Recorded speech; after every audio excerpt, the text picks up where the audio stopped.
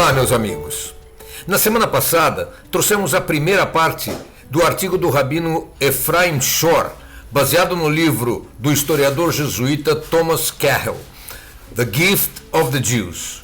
O rabino Ephraim Shor enumerou 11 princípios introduzidos pelo judaísmo que moldam praticamente todo o mundo atual. Eu sou Marcos L. Ziskind e este é o Radar do Mundo Judaico. Na primeira parte desse programa, descrevemos 5 inovações trazidas pelos judeus. Vamos relembrá-las e depois seguir com as outras 6. O dia de sábado e o direito universal a um dia de descanso na semana. O segundo foi a paz entre os homens, que é preferível ao enriquecimento da minha tribo. O terceiro, o direito à obrigação o direito e a obrigação da alfabetização e da educação universal. O quarto, a invenção do ano sabático, dedicado ao aperfeiçoamento de conhecimentos. E o quinto, justiça para todos, ou seja, um sistema jurídico judaico que foi o primeiro a proteger os direitos dos oprimidos e desamparados e não permite a proteção diferenciada para ricos ou poderosos. Vamos começar agora com a segunda parte do programa. Monoteísmo. O judaísmo revolucionou o conceito de Deus. O que havia até então era uma crença em múltiplas divindades e ídolos que exigiam sacrifícios, muitas vezes humanos. Essas divindades eram criadas à imagem do homem e podiam ser subornados e até manipulados. O judaísmo revelou um Criador infinito, amoroso, altruísta, que é fonte unificadora para todo o universo e que está disponível para todos os seres humanos. O sétimo valor trazido pelos judeus foi o valor infinito de cada vida humana. Até então, vivia-se num mundo de sacrifício humano, assassinato de crianças, principalmente de meninas, guerras arbitrárias, matanças para obter maiores ganhos materiais ou espaço.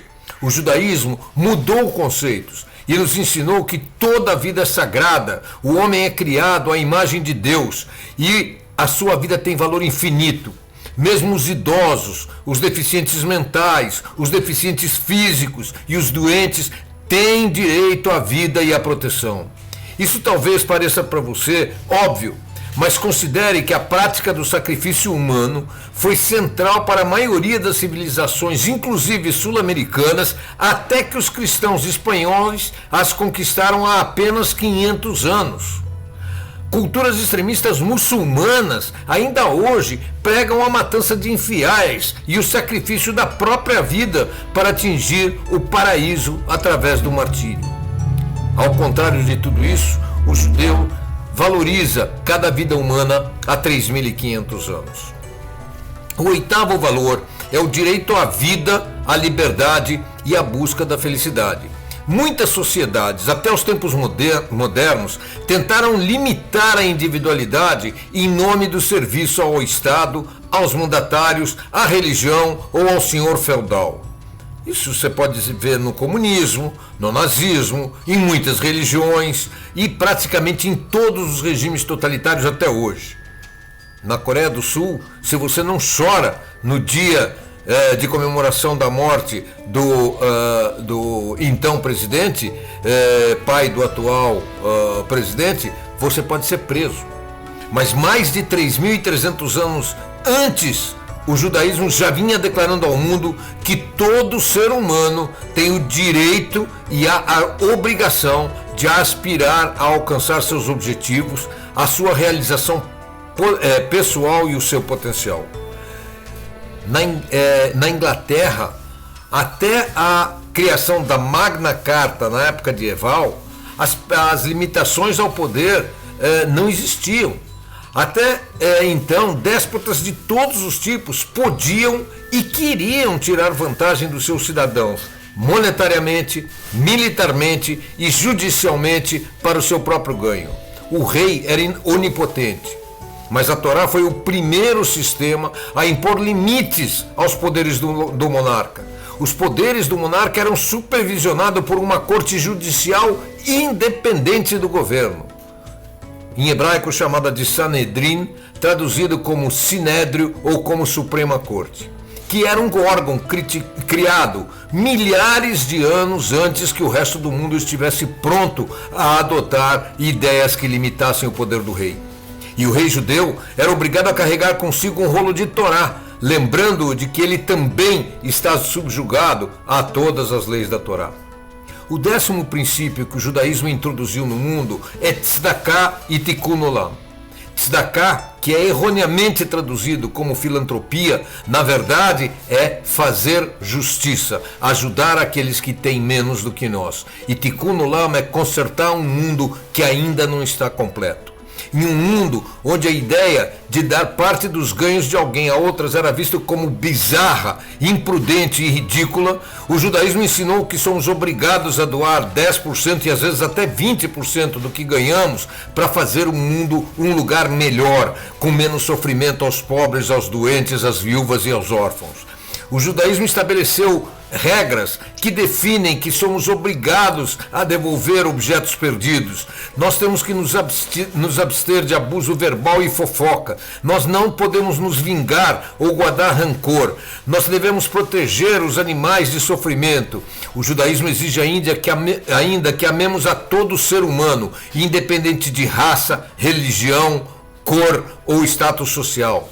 Ame ao próximo como a si mesmo, diz o Criador em Levítico, capítulo 19, versículo 18. E isto foi introduzido 2000 anos antes de nascer o cristianismo. E, finalmente, o 11º das inovações que o judaísmo trouxe ao mundo e que faz parte da educação de todo ser humano hoje é a questão do sexismo. O judaísmo ensina que homens e mulheres são iguais aos olhos de Deus. Desde a origem do judaísmo, as mulheres ocuparam importantes posições de liderança no mundo judaico. Nossas matriarcas, Sara, Rebeca, Raquel e Leia, são reverenciadas. Débora comandou um exército imenso na luta contra Sisra egípcio. O judaísmo sempre proibiu qualquer tipo de assédio sexual. Muito à frente do seu tempo, os direitos da mulher à intimidade sexual e emocional já eram consagrados no contrato de casamento judaico chamado de Ketubá. Os homens são obrigados a honrar as suas esposas ainda mais do que a si mesmo. As mulheres no judaísmo desfrutavam de mais direito do que na maior parte da civilização ocidental.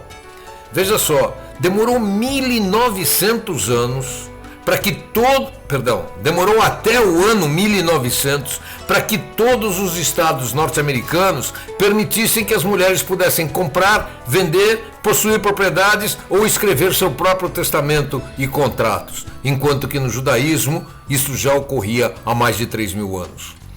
Sem a nação judaica, meus amigos, o mundo com o conhecimento que temos hoje, ou com a forma como o conhecemos hoje, não existiria. Paul Johnson, que não é judeu, resumiu lindamente: aos judeus devemos a ideia de igualdade perante a lei, tanto divina quanto humana, da santidade da vida e da dignidade da pessoa humana, da consciência individual e, portanto, da redenção, da consciência coletiva e, portanto, da responsabilidade social, da paz como um ideal abstrato e do amor como fundamento da justiça. E muitos outros itens que constituem o escopo moral básico da mente humana. Sem os judeus, o mundo seria um lugar muito mais vazio de significado. Paul Johnson. Veja você que me ouve, que enquanto o mundo estava ocupado absorvendo as invenções judaicas que moldam a sua cultura, simultaneamente perseguiam os judeus e, não raro, tentavam destruí-los. É absolutamente estranho que um dos grupos que deram as mais positivas contribuições à humanidade tenha também sido vítima de mais ódio do que qualquer outro. O Carroll, que nós mencionamos no início da transmissão, observou esse fenômeno. Ele disse o seguinte: nossa história está repleta de exemplos daqueles que se recusaram a ver o que os judeus realmente são. por cegueira intelectual, talvez por chauvinismo racial, por xenofobia ou simplesmente por maldade, o mundo foi incapaz de dar a essa tribo excêntrica, esse grupo inicialmente desorganizado, essa raça de andarilhos que tiveram que vagar pelo mundo, mas que são os progenitores do mundo ocidental, e é importante que lhes seja dado o que lhes é devido.